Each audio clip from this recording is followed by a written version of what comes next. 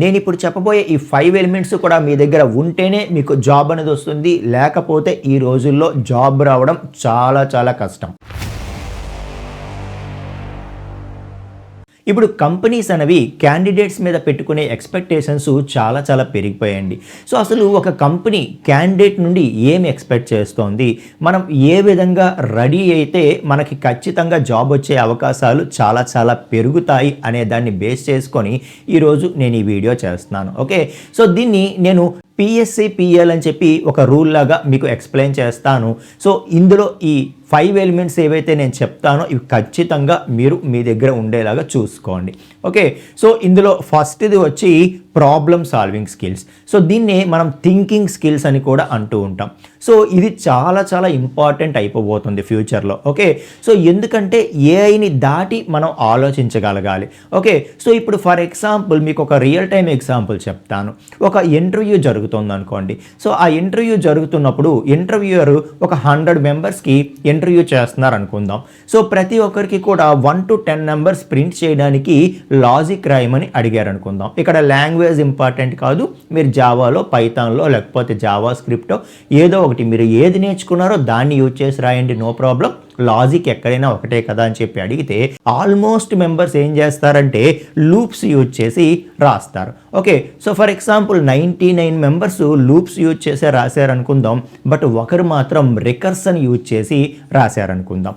Okay, so అంటే అందరూ ఆలోచించే విధంగా కాకుండా ఈవెన్ మనం ఏఐ టూల్ యూజ్ చేసినా కూడా అది కూడా ఈ సొల్యూషన్నే మ్యాక్సిమం టైమ్స్ చూపించవచ్చు. సో అటువంటి సందర్భంలో ఒక్క క్యాండిడేటు అందరిలాగా కాకుండా సపరేట్గా ఆలోచించగలిగాడు, సపరేట్గా డిఫరెంట్ వేలో రాయగలిగాడు, అది కూడా లూప్స్ కంటే బెటర్ సొల్యూషన్ అయినటువంటి రికర్సన్ ద్వారా దాన్ని ఇంప్లిమెంట్ చేశాడు. సో ఎంత ఇంప్రెషన్ ఉంటుందండి. సో అవతల వాళ్ళకి ఏదో ఇంప్రెషన్ చేద్దామని కాదు, ఇది ప్రతి ఒక్కరికి కూడా ఈ రోజుల్లో ఉండాల్సినటువంటి స్కిల్ అని చెప్తున్నాను. ఓకే, సో దీనికోసం మేము ఏం చేయాలి సార్ అంటే, సో మీరు చేయాల్సిందల్లా కూడా ప్రతి ప్రాబ్లమ్ని కూడా, సో మహా అయితే మనకి ఆ బేసిక్ ఇంటర్వ్యూ ప్రాబ్లమ్స్ ఎన్ని ఉంటాయండి, ఒక 50 బిలోయే ఉంటాయి ఆల్మోస్ట్. సో అందులో ప్రతిదీ తీసుకొని సో ప్రతి ప్రాబ్లమ్ని కూడా దీన్ని ఎన్ని విధాలుగా సాల్వ్ చేయొచ్చు అని చెప్పి మీరు ఫస్ట్ ఆలోచించడం మొదలు పెడితే, మీ బ్రెయిన్కి పని చెప్తే ఆటోమేటిక్గా ఏమవుతుందంటే ప్రతి ప్రాబ్లమ్ని కూడా డిఫరెంట్ వేలో సాల్వ్ చేసేటటువంటి ఆ థింకింగ్ ఎబిలిటీస్ అనేవి మీకు పెరుగుతాయి.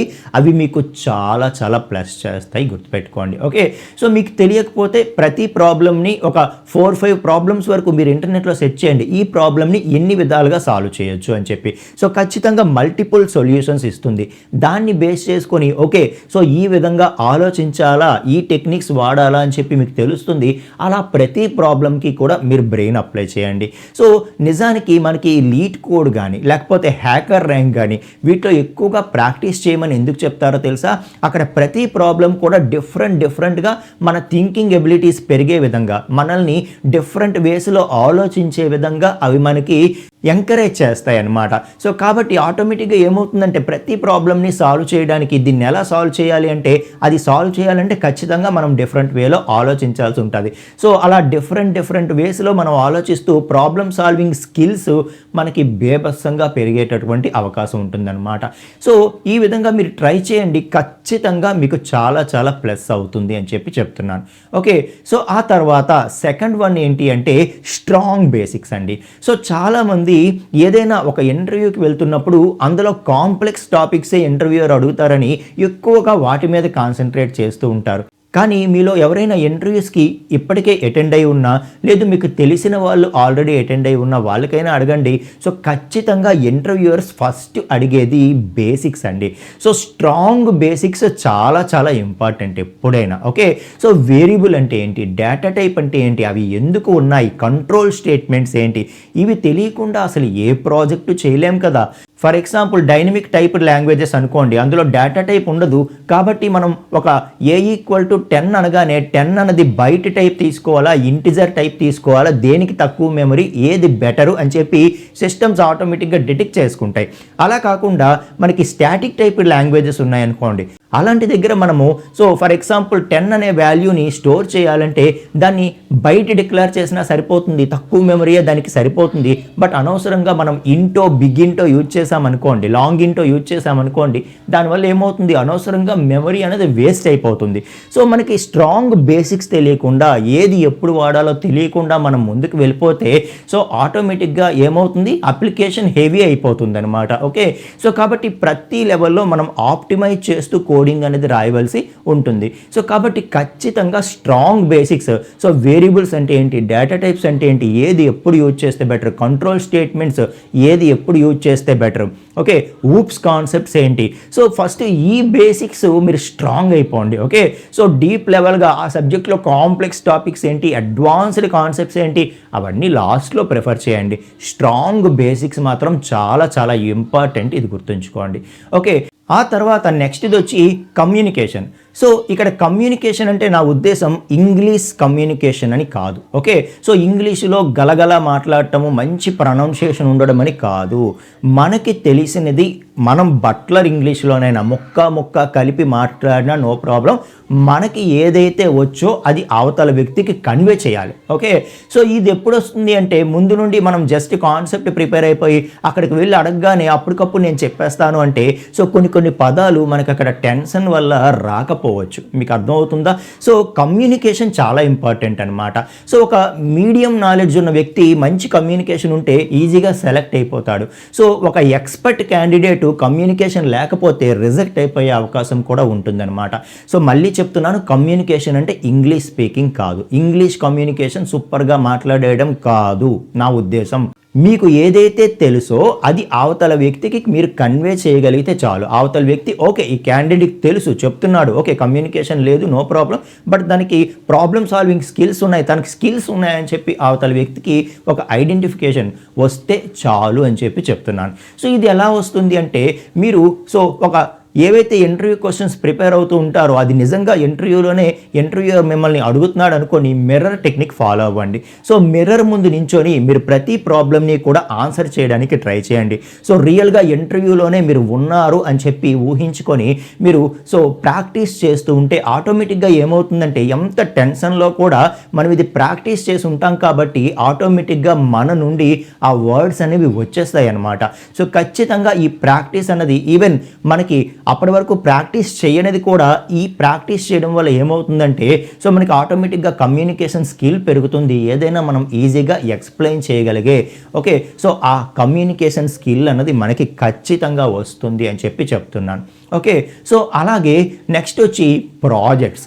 ఓకే, సో ఈ రోజుల్లో మనం ఎక్కడ చదివామో, ఎన్ఐటీలో చదివామా, ఐఐటీలో చదివామా, యూనివర్సిటీలో చదివామా, ఒక నార్మల్ కాలేజీలో చదివామా, ఎక్కడ చదివాము అన్నది కూడా ఇంపార్టెంట్ కాదు, మీరు గుర్తుంచుకోండి. ఓకే, సో ఈ రోజుల్లో ఎక్కడ చదివాము అన్నది ఇంపార్టెంట్ కాదు.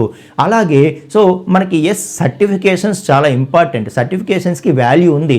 బట్ ఈ రోజుల్లో కంపెనీస్ ఎలా ఆలోచిస్తున్నాయంటే సో సర్టిఫికేషన్ ఎలా వస్తుందో మీ అందరికీ తెలుసు కదా. సో ఏదైనా ఒక కోర్స్ నేర్చుకొని అలాగ సర్టిఫికేషన్ ఎగ్జామ్కి వెళ్ళిపోతే మనం స్కోర్ చేయలేం, మనం దాన్ని క్లియర్ చేయలేం. సో ప్రతి ఒక్కరు ఏం చేస్తారంటే కోర్స్ నేర్చుకుంటారు, ఆ కోర్స్ తర్వాత ఆ సర్టిఫికేషన్స్కి సంబంధించి డంప్స్ దొరుకుతాయి. ఓకే, అంటే ప్రీవియస్ నెంబర్ ఆఫ్ క్వశ్చన్స్ అనేవి దొరుకుతాయి అన్నమాట. అవన్నీ ప్రాక్టీస్ చేస్తే చాలు ఈ సర్టిఫికేషన్ ఎగ్జామ్ని మనం క్లియర్ చేయగలం. సో ప్రతి ఒక్కరు కూడా చేసేది అదే.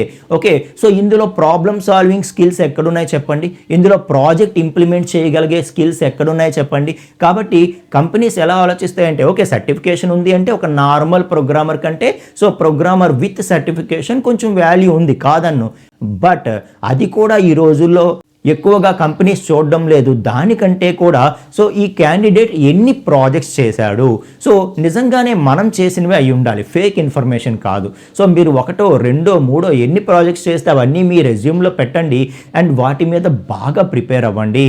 సో మీరు ఎన్ని ప్రాజెక్ట్స్ చేశారు అంటే మీ యొక్క జాబ్ వచ్చేటటువంటి ఆపర్చునిటీస్ అన్నీ పెరుగుతాయి, గుర్తుంచుకోండి. మీరు ఏ టెక్నాలజీ నేర్చుకున్నా వాళ్ళు చెప్పిన దానికంటే కూడా మీరు ఓన్గా 2 to 3 ప్రాజెక్ట్స్ చేయండి. వాటిని మీ రెజ్యూమ్లో పెట్టండి, మీ లింక్డ్ఇన్ ప్రొఫైల్లో పెట్టండి, మీ గిట్హబ్ రిపాజిటరీలో దాని యొక్క సోర్స్ కోడ్స్ పెట్టండి.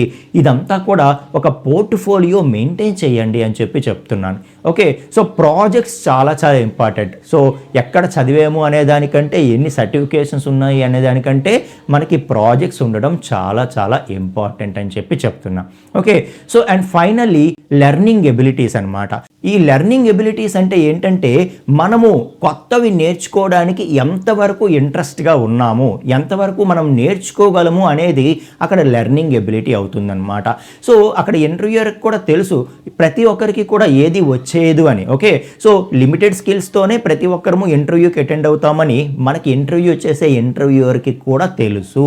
ఓకే, వాళ్ళు మనలో చూసేది ఏంటంటే, సో ఏదైనా ఒకటి అడిగితే ఏ విధంగా అప్రోచ్ ఉంది, ఓకే, ప్రాబ్లమ్ సాల్వింగ్ స్కిల్స్ ఏ విధంగా ఉన్నాయి, కమ్యూనికేషన్ ఏ విధంగా ఉంది, సో ఏదైనా చిన్న హింట్ ఇస్తే అతను అక్కడ నుండి ఎలా అందుకోగలుగుతున్నాడు, ఒకటి ఏదైనా చెప్పి సో ఆ లెర్నింగ్ స్కిల్స్ అతనిలో ఆ ఎంతోజియాజం కావచ్చు, ఆ ఇంట్రెస్ట్ ప్యాషన్ కావచ్చు, ఇవన్నీ ఎలా ఉన్నాయి, సో ఏదైనా ఒక హింట్ ఇస్తే అతను అందుకోగలుగుతున్నాడా లేదా, సో నిజానికి నాకు నా కంపెనీలో అవసరమైనటువంటి పొజిషన్కి ఎదురుగా కూర్చున్నటువంటి వ్యక్తి ఫిట్ అవ్వగలడా, అవసరమైతే నేను ట్రైనింగ్ ఇచ్చుకుంటాను, ట్రైనింగ్ ఇచ్చినా అతను అందుకోగలడా లేదా అనేదే చూస్తారనమాట.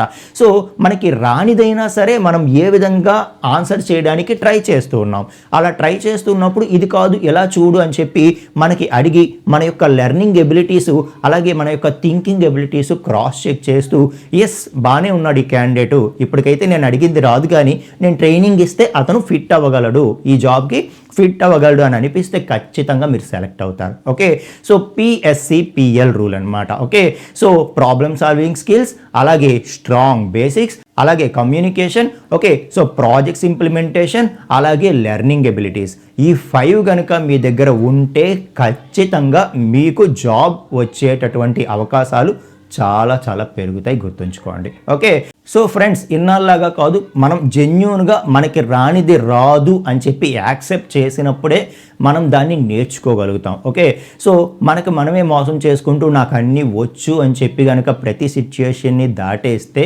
మనమే ఇబ్బందుల్లో పడతాం అన్నమాట. ఓకే, సో కాబట్టి జెన్యూన్గా క్రాస్ చెక్ చేసుకోండి, ఏదైనా మీకు ఆ టైంకి రాదు అంటే దాన్ని ఇంప్రూవ్ చేసుకోండి. సో ఎవరికి ఏది కూడా 1 నైట్లో వచ్చేది, ప్రతి ఒక్కరికి వాళ్ళ పరిస్థితులు బట్టి కొంత టైం అనేది తీసుకుంటూ ఉంటుంది. సో దానికి ఇవ్వాల్సిన టైం ఇవ్వండి. ఓకే, సో మన కెరియర్ కంటే ఏది ఇంపార్టెంట్ కాదు, గుర్తుంచుకోండి ఫ్రెండ్స్. అలాగే మీరు పైథాన్ ఫుల్ స్టాక్ కానీ జావా ఫుల్ స్టాక్ కానీ వాటి రిలేటెడ్ ఏవైనా సరే, for example Spring Boot, advanced Java, okay, అలాగే Django framework, Python, SQL, React JS, okay, so ఇలా ఏవైనా ఫ్రంట్ అండ్ వెబ్ డెవలప్మెంట్, ఇలా ఏదైనా సరే మన తెలుగులో మీరు నేర్చుకోవాలి అనుకుంటే ఒక్కసారి మన తెలుగు వెబ్ గురు ఛానల్కి రండి, ప్లేలిస్ట్స్ ఓపెన్ చేయండి. సో మీకోసం ఇక్కడ ఫుల్ కోర్సెస్ అనేవి నేను చేసి ఉంచడం జరిగింది. జావా ఫుల్ స్టాక్ కానీ, పైథాన్ ఫుల్ స్టాక్ కానీ, front and web development, GitHub, okay, so spring boot, C programming, advanced Java, SQL, okay, React JS, GitHub Copilot, AI tool, okay, అలాగే AWS కూడా present రన్నింగ్లో ఉంది కోర్స్. ఓకే, సో ఈ courses అన్నీ కూడా మన తెలుగులో బేసిక్ నుండి అడ్వాన్స్డ్ వరకు మీకోసం ఫుల్ కోర్సెస్ ఒక ఆర్డర్లో పెట్టి ఉంచాను. యాజ్ ఇట్ ఈజ్ ఈ ప్లేలిస్ట్ మీరు ఫాలో అయిపోతే చాలన్నమాట. ఓకే, సో ఒక్కసారి మీరు ఎక్కడ నేర్చుకుంటున్నా కానీ రండి, ఇవి చూడండి, ఖచ్చితంగా మీరు ఎన్నో కొన్ని కొత్త విషయాలు అయితే నేర్చుకుంటారు. ఇప్పటివరకు ఎక్కడ నేర్చుకోని వాళ్ళైతే ఇవి ఫాలో అయితే చాలు, ఇంతకు మించి ఏమీ అవసరం లేదు అని చెప్తున్నా. ఓకే, సో ఒకసారి చూడండి, ఖచ్చితంగా నేర్చుకోండి. అలాగే నేను ఏవైతే 5 పాయింట్స్ చెప్పానో అవి మీరు ఖచ్చితంగా టైం దానికి కేటాయించండి, వాటిని ఇంప్రూవ్ చేసుకునే ప్రయత్నం చేయండి. ఓకే, సో దానివల్ల మీలో ప్రతి ఒక్కరు కూడా సక్సెస్ అయితే మాకు అదే చాలన్నమాట. ఓకే, సో ఈ వీడియో మీకు యూస్ఫుల్ అయ్యింది అనుకుంటే వీడియోని లైక్ చేయండి. అలాగే ప్రతిరోజు కూడా ఇలాంటి నాలెడ్జ్ అండ్ గైడెన్స్ వీడియోస్ మీ ముందుకు తీసుకొస్తూనే ఉన్నాము. సో కాబట్టి మీరు ఏది మిస్ అవ్వకూడదు అనుకుంటే మన తెలుగు వెబ్ గురు ఛానల్ని వెంటనే సబ్స్క్రైబ్ చేసి పెట్టుకోండి. ఓకే, సో నెక్స్ట్ వీడియోలో మరొక టాపిక్తో మనం కలుసుకుందాం. థ్యాంక్ యూ సో మచ్ అండి.